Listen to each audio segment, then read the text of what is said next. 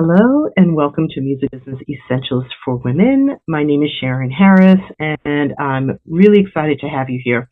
So I'm doing this because I feel that as women we have unique challenges in the music industry. I started in the 80s as a musician. I went to Berklee College of Music. I wanted to be a piano major. I actually wanted to play keyboards in bands. That was my goal. And when I moved back to New York, there were a few women, not a whole lot. There were maybe about less than 10 that were playing keyboards at that time. Most of them, all of us were actually really fantastic. There were a couple of drummers. There were some musicians that came back from Berklee as well. So it was a really interesting time. I don't know how much gender played into it at that time because we were really, really serious. Now, we weren't necessarily trying to be artists. We weren't necessarily trying to be out front. There were a few pianists that also sang, but we were really into our craft as musicians. So I think that was a little different. And there weren't as many women in the music industry either.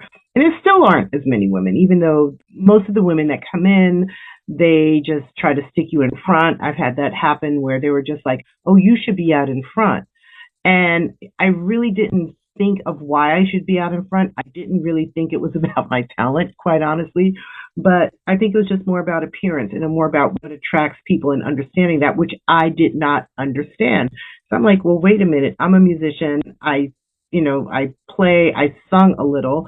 I was actually encouraged to sing more. It's okay. It's not my thing, and I'm fine with that. But I'm glad that I was pushed to do a little more.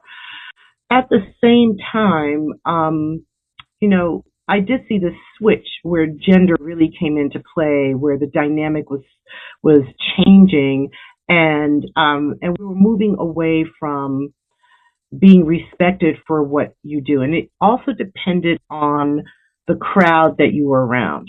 There were some people who were a little looser, so they definitely came in with a different perspective. And but all of this really, I feel, impacted a lot of women in the industry who just wanted to do what they did. There were deals that were being made or being offered that weren't very favorable. There were people who were being manipulative, so we're kind of getting into this, especially when you're looking at big cities like New York and like Los Angeles. And both of them were basically the hubs of the music industry. But I would say also at that time, some of the music had a lot more integrity. However, you were having, disco, dance music, and that just had its own other culture to it, so to speak.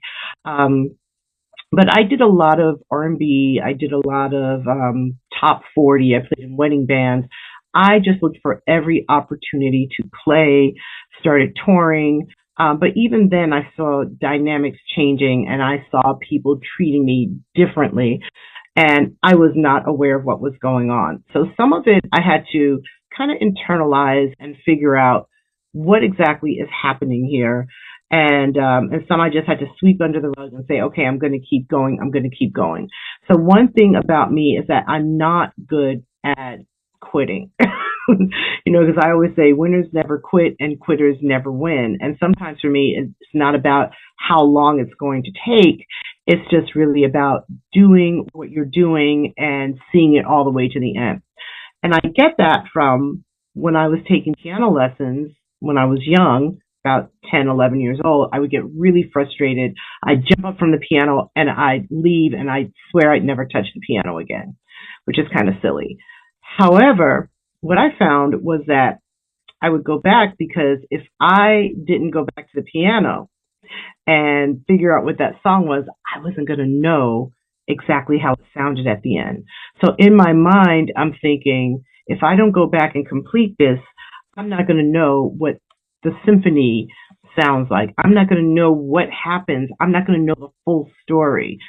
So for me, the journey became very important. And I think that was the thing about taking music lessons that I noticed that I didn't become a quitter. So I'm really proud of that, and I've been able to have a great career. So now let's talk a little bit about my career path. So in my career path, I started off as a musician. That was what I really wanted to do. I wanted to be a musician. So I started off as a musician, and then and played with a bunch of different people. I played with people locally in New York, moved out to California in the 90s, and then I started playing just in local bands, jazz bands. There were a lot of jam sessions, getting to meet musicians. Then I got calls for a couple of pretty big gigs. And I was like, well, that's why I came out to LA. I wanted some of the bigger gigs. And I got called to do MC Hammer. There were a couple of smaller ones that I was doing. There were some smooth jazz people, Jonathan Butler, Doc Powell. And then I got called for the Barry White gig. And that was just like, wow, I made it to the mountaintop because Barry was such an icon. I mean, I have to admit, I was like, is this really going to fly? Because he was an older artist, and he was a legacy artist, but he also had a pretty big hit at that point. He had just done Practice What You Preach. We worked on Ally McBeal together, which was really a lot of fun. And then we went out on tour, and we were on tour for a long time, and we would do things like shows with Earth, Wind and Fire or Isaac Hayes, and it was fantastic, and it was just like a dream come true. And I was fortunate enough to stay in that configuration from 95 to pretty much the end of his career, which was about 2001. And it was really impactful, meaningful to me because I was somebody, a little girl from Mount Vernon, New York. I had dreams. And this to me was like a big dream. I come from a town that's 4 by 4 square miles. So maybe some people dream bigger than me, and that's totally fine. But at that point in my life, that's what I was dreaming about. I was dreaming about, here I am. I'm in Hollywood now. I'm 3,000, 3,500 miles from home. And I'm where people are looking at, what's going on TV. I'm there with the palm trees and the beach, and I'm on these stages. I'm at Madison Square Garden. I'm traveling the world. I always loved being able to travel the world as a musician. So extremely, extremely excited about that. But then, went into music education and ran a music program for many, many years where I was helping kids get into Berklee College of Music, my alma mater, and really, really enjoyed that experience as well. And I did that for almost 20 years. And some of these kids, they're adults now. You probably know who some of them are. And if you're in some music scenes, you definitely know who they are because they're making huge names for themselves. I've just had so many wonderful, wonderful students, and I feel blessed to have given them the gift of music and helped some of them get into college also, which was very meaningful. From there, I went on into artist management and tour management, mostly tour management at that point, and working with Macy Gray. So I did that for 7, 8 years. The pandemic hit, the industry changed, and I also needed to make a personal shift. I was teaching at UCLA, UCLA Extension, also teaching with University of the Arts, which sadly closed, but teaching artist management, teaching tour management, teaching music licensing and publishing.